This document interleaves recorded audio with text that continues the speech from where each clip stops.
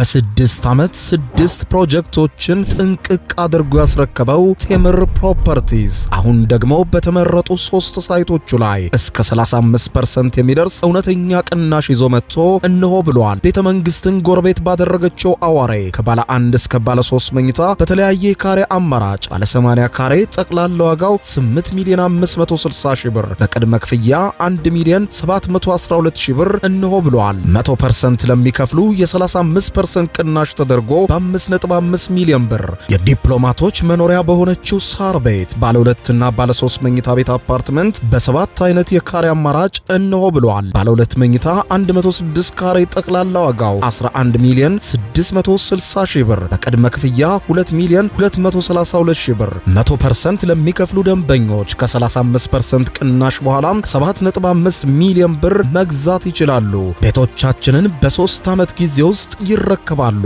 ለበለጠ መረጃና ለሳይት ጉብኝት በ0910 47 38 79 ወይም በ0991 81 33 32 ላይ ሃሎ ይበሉን። ቴምር ፕሮፐርቲስ።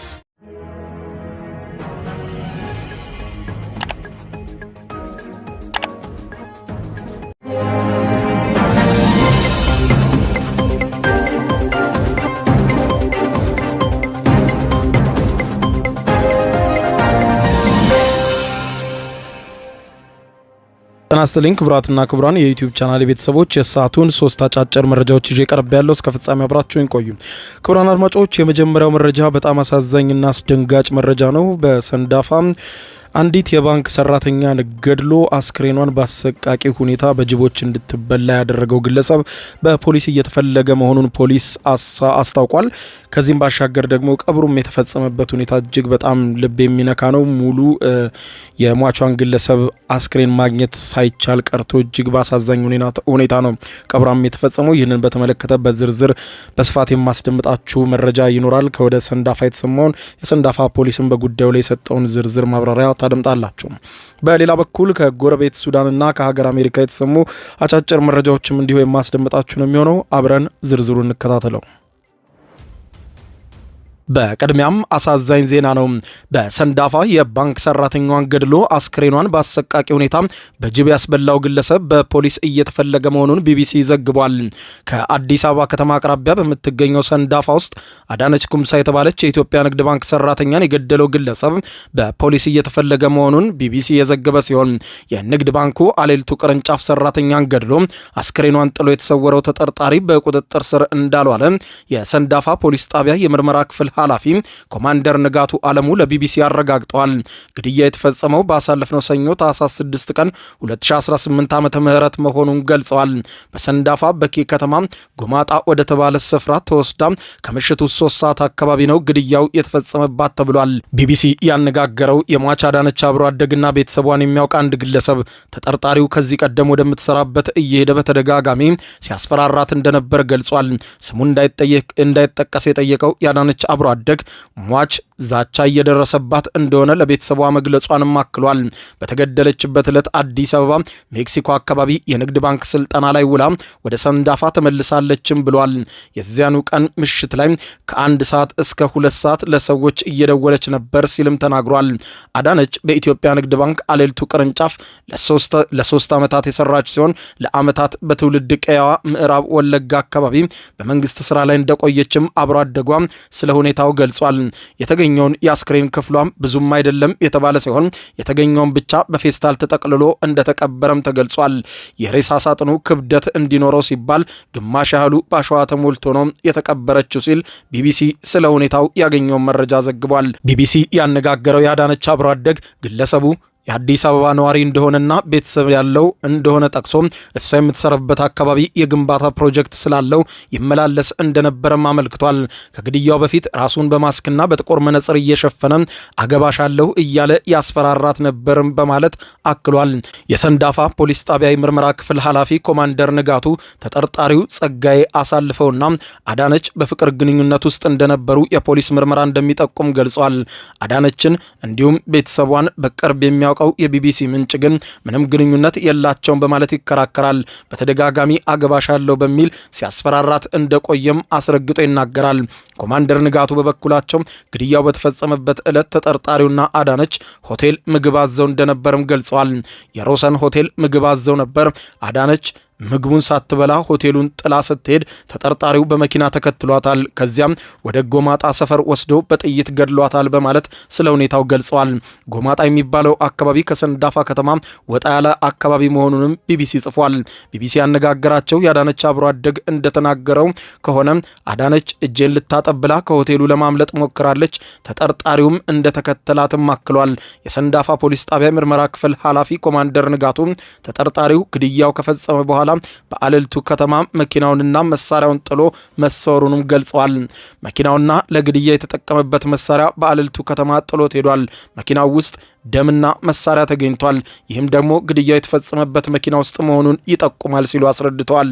ተጠርጣሪው አዳነችን በጥይት ከገደለ በኋላ አስክሬኗን ጥሎ እንደሄደና አስክሬኗን በጅብ እንደተበላም ገልጸዋል።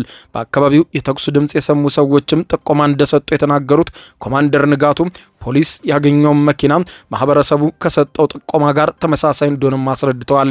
ከጅብ የተረፈው የአዳነች አስክሬን ለምርመራ ወደ ቅዱስ ጳውሎስ ሆስፒታል ተወስዶ የነበረ ሲሆን ስርዓተ ቀብሯም በተገኘው የአስክሬኗ ክፍል ብቻ ተፈጽሟል።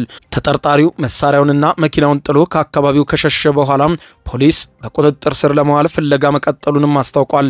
የተባበሩት መንግስታት ያለፈው ህዳር መባቻ ላይ ለጸረ የሴቶች ጥበቃ ቀን ያወጣው ሪፖርት በዓለም ዙሪያ በየ10 ደቂቃው አንዲት ሴት በምታውቀው ሰው እንደምትገደል ይጠቁማል። ገዳዩ የፍቅር አጋሯ፣ ባለቤቷ ወይም ቤተሰቧ ሊሆን እንደሚችልም ሪፖርቱ በወቅቱ ወጥቶ በርካቶችን አስደንግጦ ነበር። በተመድ ሪፖርት መሰረትም በየቀኑ በዓለም ዙሪያ 137 ሴቶች ይገደላሉ። ይህም በመላው ዓለም በአዋቂ ሴቶችና በታዳጊ ሴቶች ላይ ከሚፈጸም ግድያ 60 በመቶ መሆኑን ሪፖርቱ መጥቀሱ እኔም ወደ እናንተ ሪፖርቱን ማቅረቢያ አይዘነጋም። በሌላ ዜና ጎረቤት ሱዳን የሱዳን ዋነኛ የኃይል ማሰራጫ በድሮን በመመታቱ ካርቱምና ፖርት ሱዳን ከባድ ጨለማ እንደዋጣቸው ተዘገበ። ግዙፉ የሱዳን የኤሌክትሪክ ኃይል ማሰራጫ ላይ በተፈጸመው የድሮን ጥቃት ምክንያት በትልልቆቹ የሱዳን ከተሞች ውስጥ መጠነ ሰፊ የኤሌክትሪክ ኃይል አቅርቦት መቋረጡ ተዘግቧል። የኤሌክትሪክ ኃይል አገልግሎት የተቋረጠባቸው ከፈጥኖ ደራሽ ኃይሉ ጋር እየተፋለመ ያለው የሱዳን ጦር ሰራዊት የሚቆጣጠራቸው ዋና ከተማዋ ካርቱምና የጀነራል አልቡርሃን መቀመጫ የሆነችው የወደብ ከተማ ፖርት ሱዳን ናቸው። የዓይን እማኞች እንደሚናገሩት በሱዳን ጦር ኃይል ቁጥጥር ስር በምትገኘው በምስራቃዊ ናይል ግዛት ውስጥ የምትገኘው አትባራ ጥቃት ከተፈጸመባቸው የኤሌክትሪክ ኃይል ማሰራጫ ማዕከላት ከፍተኛ የእሳት ነበልባልና ጭስ አይተዋል። የሱዳንን የጦር ሰራዊቱን በሚመሩት ጀነራል አብዱል ፈታህ አልቡርሃንና በተቀናቃኛቸው ጀነራል ሐምዳን ዳጋሎ በሚመራው የፈጥኖ ደራሽ ኃይል መካከል የተራዘመው የእርስ በርስ ጦርነት አሁንም እንደቀጠለ ነው። ሁለቱም ኃይሎች በሚያካሂዱት 3 ዓመት ሊሞላው በተቃረበው አውዳሚ ጦርነት በመሰረተ ልማቶች ላይ ከባድ ውድመት መድረሱንም ተዘግቧል። አሁን በድሮን በተፈጸመው ከባድ ጥቃት በሱዳን የኤሌክትሪክ ኃይል አቅርቦት ውስጥ ወሳኝ ማዕከል የሆነው አልሙቅሪን የተባለው ማሰራጫ ማዕከልን ኢላማ ያደረገ በመሆኑ ነው መጠነ ሰፊ የኃይል መቋረጥ በዋና ከተሞቹ ላይ ያጋጠመው። አንድ የሱዳን መንግስት ባለስልጣን ለፈረንሳዊ የዜና ወኪል ኤኤፍፒ ከሰዓታት በፊት እንደተናገሩት በኃይል ማሰራጫ ማዕከሉ ላይ የመጀመሪያውን ጥቃት ከተፈጸመ በኋላ እሳቱን ለማጥፋት የሞከሩ 2 ሰዎች ሕይወታቸው ያለፈ ሲሆን ሌሎች በርካታ ሰዎች ደግሞ ሁለተኛው ዙር ጥቃት በተፈጸመበት ጊዜ ነው ጉዳት የደረሰባቸው ብለዋል። ጥቃቱ የተፈጸመበት ወሳኙ የሱዳን ኤሌክትሪክ ኃይል ማሰራጫ ማዕከል አልሙርቂን የሚሰራጨውን የኤሌክትሪክ ኃይል የሚገኘው ከሀገሪቱ ትልቁ የውሃ ኃይል ማመንጫ ጣቢያ መሆኑን ገልጸዋል። ማዕከሉ ከኤሌክትሪኩ ወደ በርካታ ቁልፍ የሱዳን አካባቢዎች የሚሰራጭ በመሆኑ የደረሰበትን የድሮን ጥቃት ያስከተለው ጉዳት ውጤቱ በብዙ ቦታዎች ላይ የኃይል መቋረጥ እንዲያስከስት አድርጓል። የጀነራል ዳጋሎ የሚመራው ፈጥኖ ደራሽ ኃይሉ በተለይ በሱዳን ጦር ሰራዊት ቁጥጥር ስር ባሉ በርካታ ከተሞች የሚገኙ የሰላማዊ ሰዎች ሰዎች መገልገያ የሆኑ መሰረተ ልማቶችን በተደጋጋሚ በድሮን ጥቃት ፈጽሞባቸዋል። ከዚህ ቀደም በካርቱምና በሁለተኛዋ ከተማ በፖርት ሱዳን አውሮፕላን ማረፊያዎችን ጨምሮ በርካታ ኢላማዎች በድሮን መመታታቸው መገለጹ ይታወቃል። ፈጥኖ ደራሽ ኃይሉ በጦር ሰራዊቱ ተሸንፎ ከዋና ከተማዋ ካርቱም የወጣ ቢሆንም ሌሎችም ወሳኝ የሱዳን ግዛቶችም ባለፉት ወራት ተቆጣጥሮ ይዞታውን እያሰፋ ነው። በመጪው ሚያዝያ 3 ዓመት በሚሞላው የሱዳን የእርስ በርስ ጦርነት ምክንያት በ10 ሺዎች የሚቆጠሩ ሰዎች መሞታቸውና 12 ሚሊዮን ሱዳናውያንም ለመፈናቀል መዳረጋቸው ተዘግቧል። በተጨማሪም ጦርነቱ የእርዳታ አቅርቦትን በማደናቀፍ በተለያዩ የሱዳን ክፍሎች ውስጥ ረሃብ ሊከሰት ይችላል በማለት ዓለም አቀፍ ተቋማትና የረድኤት ድርጅቶች በከፍተኛ ሁኔታ እያስጠነቀቁ ይገኛሉ። በሌላ ዜና የአሜሪካው ፕሬዝዳንት ዶናልድ ጄ ትራምፕ ለፊታችን የገና በዓል ለወታደሮቻቸው በሙሉ የጀግና ክፍያ እንደሚያደርጉ አስታወቁም። ዩናይትድ ስቴትሱ ፕሬዝዳንት ዶናልድ ጄ ትራምፕ ለእያንዳንዳቸው የአሜሪካ ወታደሮች 1776 የአሜሪካን ዶላር የጀግና ክፍያ ለማድረግ ቃል እገባለሁ ብለዋል።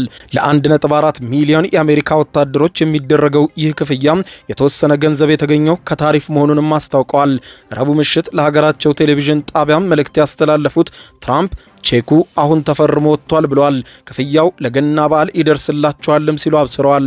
ትራምፕ በምጣኔ ሀብትና በስደተኞች ጉዳይ አሳካው ያሉትን የዘረዘሩ ሲሆን ዴሞክራቶች ደግሞ ክፉኛ ሲነቅፏቸው አምሽተዋል። ጠንከር ያለ ንግግር ያሰሙት ፕሬዝደንቱ አሜሪካ የተሻለ መንገድ ላይ እንዳለች ደጋግመው ሲናገሩ ተደምጠዋል። ትራምፕ የሸቀጥ ዋጋ እየቀነሰ ይመጣል ቢሉም አሜሪካውያን በቤት ዋጋ፣ በህፃናት ዕቃ ላይ፣ በጤና ጉዳይም ደስተኛ እንዳልሆኑ መረጃው ያሳያል። ለ18 ደቂቃ ንግግር ያደረጉት ትራምፕ የጀግና ክፍያ ያሉት ገንዘብ ጠቅላላ ወጪው 2.5 ቢሊዮን የአሜሪካን ዶላር መሆኑን ጠቅሰው በሀገራችን የምስረታ ታሪክ ውስጥ 1776 ስም ይከፈላል ብለዋል። አሜሪካ የተመሰረተችው በ1776 ወይም በ1776 ዓመተ ምህረት ነው። ፕሬዝደንቱ እንደሚሉት ገንዘቡ የተገኘው ከታሪፍና ግዙፉና ውቡ ቢል ብለው ከጠሩት በጀት እንደሆነም አስታውቀዋል። ከወታደሮቻችን በላይ ይህ የሚገባው የለምም በማለት አክለዋል። ፕሬዝደንቱ በንግግራቸው እምብዛም አዲስ የሚባል ነገር አላሰሙም። አብዛኛው ንግግራቸው ክፍል በርካታ ንግግሮችን አጋኖ የማቅረብ ነው ብሎታል መገናኛ ብዙሃኖች።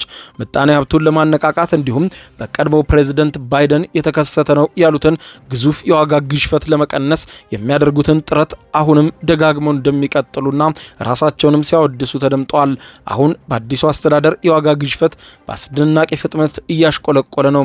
ዴሞክራት ፖለቲከኞች የሸቀጥ ዋጋን እንዲያሻቀብ ቢያደርጉትም እኛ ግን ይህንን ችግር ለመፍታትና ለማስቆም እየሰራን ነው ብለዋል። ምንም እንኳን በአሜሪካ የእንቁላልና የነዳጅ ዋጋ ቢቀንስም የሌሎች የምግብ ዕቃዎች ዋጋ አሁንም የሚነካ እንዳልሆነ ነው መገናኛ ብዙሃኖች የሚናገሩት። የመስከረም ወር የምጣኔ ሀብት አሃዞች እንደሚጠቁሙት የዋጋ ግሽፈቱ 3% ሲሆን ሸማቾች ይህንን ግሽፈት መቋቋም እየቻሉ አይመስልም ብሎታል።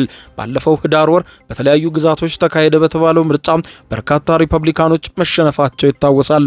ትራምፕ ይህ የሆነው በሸቀጦች ዋጋ ማሻቀብ ምክንያት መሆኑን አምነዋል። ትራምፕ ለሁለተኛ ጊዜ ወደ ዋይት ሀውስ ለመዝለቅ የምርጫ ቅስቀሳ ባደረጉበት ወቅት ፈጣን ለውጥ አመጣለሁ ሲል ቃል የገቡባቸው አንዱ ዘርፎች ነበር። ፕሬዝደንቱ ስልጣኑን ከያዙ 11 ወራት ቢያስቆጥርም በአሜሪካና በበርካታ አሜሪካውያን የጓጉለት ፈጣን ለውጥ ግን የመጣ አይመስልም ሲል መገናኛ ብዙሃኖች ተንትኖታል። ክቡራን አድማጮች ለሰዓቱ ብታደምጧቸው መልካም ናቸው ያልኳቸው አጫጭር መረጃዎች የሰማችኋቸው ነበሩ። ከሰዓታት በኋላ በሌላ መረጃ ተመልሰን እስከምንገናኝ በያለንበት የዓለም ዳር ቸር እንቆይ።